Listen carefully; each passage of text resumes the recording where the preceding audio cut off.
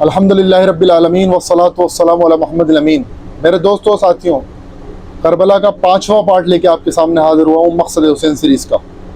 اس میں یہاں تک ہم پہنچ چکے تھے کہ حضرت حسین رضی اللہ تعالیٰ عنہ کو بڑی ہی بے رحمی کے ساتھ یزیدی لشکر نے شہید کر دیا۔ اس میں بڑے بڑے نام شامل تھے، عمرو بن سعد بن ابی وقاص، سعد بن وقاص کا بڑا بیٹا جو کہ اس لشکر کو لیڈ کر رہا تھا، اسی طرح سے شمر، اسی طرح سے حرملہ، اور حر بن یزید تو خود حضرت حسین کی طرف سے شہید ہو گئے۔ بہرحال انہوں نے پھر یہ کرا کہ حضرت حسین اور ان کے اہل خانہ کے سروں کو جسم سے جدا کرا اور نیزوں پر اچھالا، اور جس کے پاس جتنا بڑا سر تھا، جتنے بڑے شخص کا سر تھا، اتنا بڑا اسے انعام دینے کا وعدہ کیا تھا عبید اللہ بن زیاد۔ اہل بیت کی عورتیں جن کا ننگا سر کبھی آسمان نے نہیں دیکھا تھا، ان کو بغیر چادروں کے پہلے کوفہ لے جایا گیا، پھر شام لے کے گئے۔ اس لشکر میں زین العابدین جو تھے حضرت حسین کے بیٹے، وہ بھی شامل تھے۔ حضرت حسین کے بیٹے یہ اس لیے بچ گئے تھے کیونکہ وہ بیمار تھی۔ زینب بنت علی بھی موجود تھی، اور اسی طرح سے فاطمہ بنت حسین، حضرت حسین کی ایک بیٹی فاطمہ بھی موجود تھی، اور بھی اہل خانہ کی خواتین موجود تھیں۔ تقریباً 150 سے زیادہ افراد شہید ہوئے حضرت حسین میں، حالانکہ آئے 72 تھے، اس میں سے بھی کچھ خواتین تھی، پھر بھی کیونکہ رات کے اندھیرے میں حضرت حسین سے لوگ آ کے ملے ہیں۔ جو لوگ حج پر جا رہے تھے انہوں نے اپنا رخ حضرت حسین کی طرف موڑ دیا، جو مخلص لوگ تھے وہ آئے، رات کے اندھیرے میں آ کے حضرت حسین سے لوگ ملے۔ بہرحال ان کو کوفہ لے جایا گیا۔ عبید اللہ ابن زیاد مبیر کے گورنر ہاؤس کے اندر، گورنر ہاؤس بن چکے ہیں اب، بڑی بات ہے کہ گورنر ہاؤس ہوتے ہیں اب، اس میں لے جایا گیا۔ اس میں لے جا کے تمام اہل بیت کے مردوں کے سر جو ہے بمبو جو ہوتے ہیں، بانس جو ہوتے ہیں، ان کے اوپر گاڑا گیا اور ان کو لگا دیا گیا، سجا دیا گیا، جیسے کتنے بڑی ٹرافی ہیں، ٹرافی سمجھ کر سجا دی۔ پھر ابن زیاد نے، یعنی عبید اللہ ابن زیاد نے امام حسین رضی اللہ تعالیٰ عنہ، جن کے ہونٹ اللہ کے رسول چومتے تھے، جن کی خوشبو اللہ کے رسول صلی اللہ علیہ وسلم سونگتے تھے، ان کے چہرے کے اوپر چھڑی مار رہا، اور یہ کس بات کا خوبصورت ہے؟ تو زید ابن ارقم رضی اللہ تعالیٰ عنہ نے کہا کہ جہاں تو چھڑی مار رہا ہے، یہاں اللہ کے رسول بوسہ دیا کرتے تھے۔ بہرحال پھر وہ چھت پر گیا عبید اللہ ابن زیاد، اور وہاں سے جا کے بڑا خطاب کرا ہے کہ دیکھو قذاب ابن قذاب معاذ اللہ استغفر اللہ، یعنی حسین ابن علی کو ہم نے ہرا دیا، اور جو خلیفہ وقت سے ٹکرائے گا اس کا یہی انجام ہوگا۔ یہ آج کل کے جو ناسبی قسم کے جو ہمارے نوافذ ہوتے ہیں، وہ بھی اس طرح کی لینگویج استعمال میں کرتے ہیں کہ خلیفہ وقت سے ٹکراؤ گے تو یہی کچھ ہوگا۔ خلیفہ وہ بادشاہ تھے، ہاں خلیفہ کے سامنے خروج کرنا حرام ہے، لیکن خلیفہ ہوگا نا، وہ بادشاہ تھوڑی ہوگا، ملوک تھوڑی ہوگا، یہ تو ملوک تھے، ملک آزن، کاٹ کھانے والی ملوکیت تھی ان کی، اور انہوں نے کرا ہے بادشاہ اس طرح کے ہوتے ہیں۔ میری پچھلی ویڈیو آپ دیکھ لیں، میں نے بادشاہ اور خلیفہ کا فرق آپ کو واضح کرا ہے۔ بہرحال عبداللہ بن عفیف رضی اللہ تعالیٰ عنہ جو تھے، وہ ایک بڑے بزرگ صحابی ہو گئے تھے۔ انہوں نے جو حضرت علی کے ساتھ جنگیں لڑی، بڑی بات ہے، جنگیں لڑی حضرت علی کے ساتھ، انہوں نے جنگ جمل، جنگ صفین میں ان کی آنکھیں چلی گئی تھیں، اور یہ جو ہے اس وجہ سے باقیوں کی حضرت علی کے ساتھ شریک نہیں ہو پاتے جنگ میں، کہ اندھے ہو گئے تھے، آنکھیں چلی گئی تھیں۔ انہوں نے سنا تو انہوں نے اس کو لعنت ملامت کرا عبید اللہ بن زیاد کو کہ تو ہے اصل میں، اور یہ تو ہے قذاب ابن قذاب۔ تو اس پر اس کو اتنا غصہ آیا کہ اس نے عبید اللہ بن زیاد نے ان کو شہید کر دیا۔ یہ تھا اصل معاملہ۔ پھر اس کے بعد وہ محل میں جب تھا تو زین العابدین کو یہ پیش کرا کہ یہ کیسے بچ گیا، اس کو ہی مارو۔ تو زینب بنت علی رضی اللہ تعالیٰ عنہ، وہ ان کو اپنے گلے سے لگا لیا اور کہا کہ اگر اس کو تم قتل کرو گے تو مجھے قتل کرنا پڑے گا، کہ تمہارا کلیجہ ٹھنڈا نہیں ہوا اہل بیت کے ساتھ اتنا برا معاملہ کر کے، اب تم یہ بھی کرنا چاہ رہے ہو، کم سے کم اس کو تو بخش دو۔ بہرحال زین العابدین کو انہوں نے چھوڑ دیا۔ اللہ کی مصلحت تھی، اللہ تعالیٰ نے حضرت حسین کا خاندان ان سے چلوانا تھا۔ ان کے بعد امام باقر آئے، پھر جعفر صادق آئے، پھر اس کے بعد موسیٰ کاظم اور جو ہے اسماعیلی، سارا معاملہ پھر چلا۔ نسلیں تو اللہ تعالیٰ نے اہل بیت کی پھیلانی تھی۔ بہرحال عبید اللہ بن زیاد نے پھر ان کو جو ہے اسی حالت کے اندر، ان سروں کو بھی اور اہل بیت کی خواتین کو بھی، کہ ہم نے ان کے ساتھ اتنا بڑا معاملہ کرو۔ جو کہ لوگ کہتے ہیں یزید بے قصور تھا، اب بتاتا ہوں میں آپ کو کتنا بے قصور تھا۔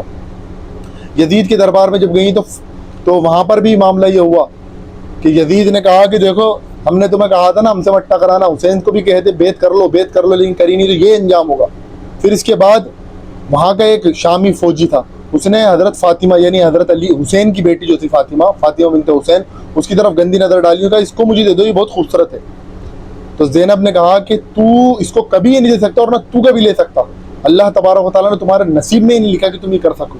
بہرحال انہوں نے بڑی خطاب دیا، انہوں نے کہا اگر تو یہ کر دے تو مسلمانوں کا تو بادشاہ بھی نہیں رہ سکتا۔ بہرحال فاطمہ کو جو ہے چھوڑ دیا گیا، اور پھر ان کو جو ہے یزید کے دربار میں زینب کا خطبہ، انشاءاللہ کبھی میں پوری ڈیٹیل سے وہ خطبہ ہی بیان کروں گا، تو بہرحال ان کو واپس بھیج دے گا۔ اب دیکھیں جو لوگ کہتے ہیں کہ یزید تو بڑا دکھ تھا، یزید کو بہت دکھ ہو رہا تھا، اگر اتنا ہی دکھ تھا تو اس نے عبید اللہ بن زیاد اور قاتلین حسین کے خلاف کیا کارروائی کری؟ ان کو معزول تک نہیں کرا اس نے، بلکہ نوازا ہے، نوازا ان کو نوازا ہے، ان کو علاقے دیے گئے ہیں، اس لیے تو سب لڑ رہے تھے۔ پھر اس کے بعد جب یہ لٹا پٹا قافلہ مدینہ پہنچا ہے تو لوگوں کو پتہ چل گیا۔ 62 ہجری کے اندر لوگوں نے، مدینہ کے لوگوں نے، انصار نے، خاص طور سے انصاری مدینہ کے اندر تھے اس وقت، مہاجر بھی تھے، بہت کم تعداد میں تھے، انصار نے جو ہے یزید کی بیعت توڑ دی، یزید کی بیعت توڑی تو اس کے جو گورنر تھا اس کو بھی نکال کے مدینہ بدر کر دیا، اور وہاں پر اپنے ایک خلیفہ کو چن لیا انہوں نے، ان کا نام عبداللہ بن حنظلہ رضی اللہ تعالیٰ عنہ کو اپنا خلیفہ جو ہے مقرر انہوں نے کر لیا۔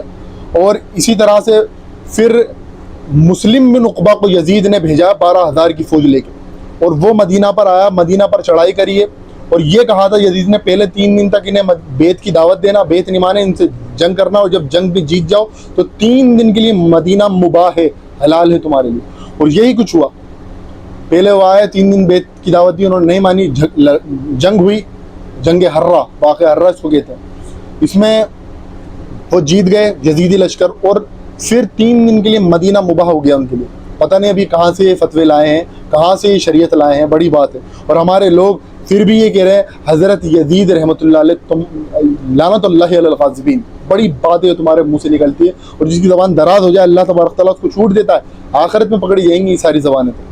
بہرحال 1000 تابعات اور صحابیات کے ساتھ زنا بالجبر کرا گیا ہے، اور اس زنا کے وجہ سے 1000 تابعات حاملہ ہو گئی، کتنی بڑی بات ہے۔ مدینہ کے اندر یہ کام کر رہے ہیں، مسجد نبوی میں گھوڑے باندھے گئے، 3 دن تک نماز نہیں ہو مسجد نبوی میں، یہ ہے اصل معاملہ۔ یہ کرا ہے کچھ یزید نے، جس کو رحمۃ اللہ علیہ تم بولتے ہو اور کرتے ہو، نوافذ قسم کے لوگ یہی کچھ کرتے ہیں، چھپاتے ہیں، کیونکہ ان کو تو ملوکیت پسند ہے، یہ ملوکیت کے ماننے والے ہیں، ان کے باباؤں نے اور ان کے علماؤں نے انہیں ملوکیت پڑھائی ہے، خلافت نہیں پڑھائی۔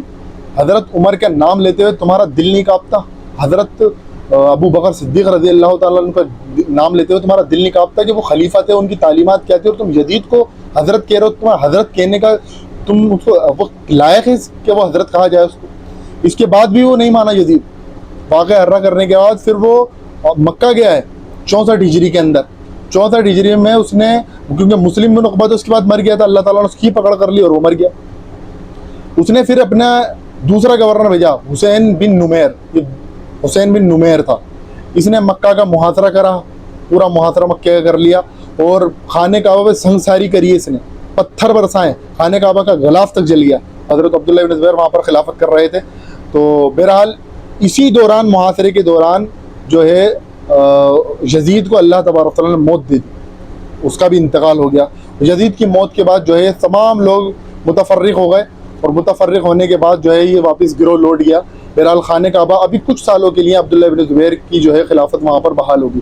پھر اس کے بعد یہ واقعہ میں انشاءاللہ آپ کے سامنے آگے بیان کروں گا کہ اس کے بعد کچھ کیا ہوا، کیونکہ میں چاہتا ہوں کہ ابھی پورے محرم میں کچھ آپ کے سامنے ڈیٹیل آپ کے سامنے آتی رہے۔ ایک چیز اور بیان کرنا چاہتا ہوں، کچھ لوگ یہ کہہ رہے تھے کہ امام حسین کی شہادت جو ہے اسی کو کیوں بیان کرا جاتا، حضرت عمر بھی تو شہید ہوئے۔ پہلی بات تو حضرت عمر 1 محرم کو شہید ہوئے، حضرت عمر کی شہادت ہوئی 26 ذوالحجہ کو، اور ذوالحجہ کے اندر ہی 3 دن بعد حضرت عمر کی شہادت کے 3 دن بعد بھی ذوالحجہ کے اندر ہی حضرت عثمان کی بیعت کر لی تھی لوگوں نے۔ تو پہلی بات تو حضرت عثمان، عمر شہید ہوئے ہیں، حضرت علی شہید ہوئے ہیں، اسی طرح دیگر اور صحابی بھی شہید ہوئے ہیں، ان کا دن تو آپ نہیں مناتے، یہ دن ہی کیوں؟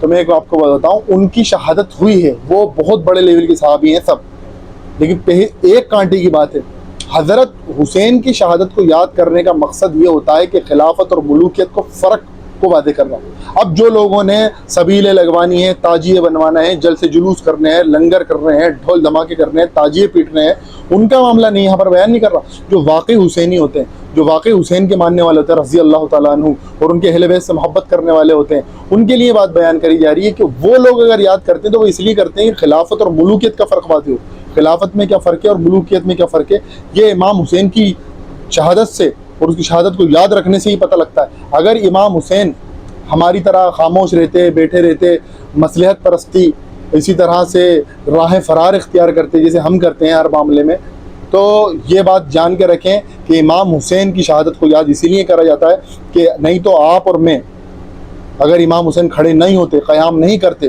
तो आज और आप और मैं हज़रत यजीद रहमतुल्लाह अलैह नहीं, अमीरुल मोमिनीन यजीद रहमतुल्लाह अलैह कह रहे होते हैं, और बड़ी खुशी से बड़े फ़ख्र के साथ कह रहे होते हैं। ये इमाम हुसैन का क़याम था कि दावत आप तक मुझ तक पहुँची कि उनका नाना जान जो दीन लाए थे वो दीन ये नहीं है जो बनु उमैया के लोग चला रहे हैं, बनु मरवान के, बनु ज़ुरक़ा के लोग कर रहे हैं। ये सब कुछ इमाम हुसैन ने इसलिए शहादत दी, और उनको ये भी मालूम था कि मैं तो मरना ही है, मुझे खामोशी से ही मार देंगे तो क्यों ना करबला के मैदान में जाके शहीद हो जाए। और वो करबला के मैदान में जब शहीद हुए हैं, अपने 72 अहले खाना को मजलूमाना जब शहादत हुई है उनकी अहले खाना की, उनके अहले बैत की, उनके साथियों की, तब जाके उम्मत जागी। इसलिए तो वाक़या हर्रा हुआ है।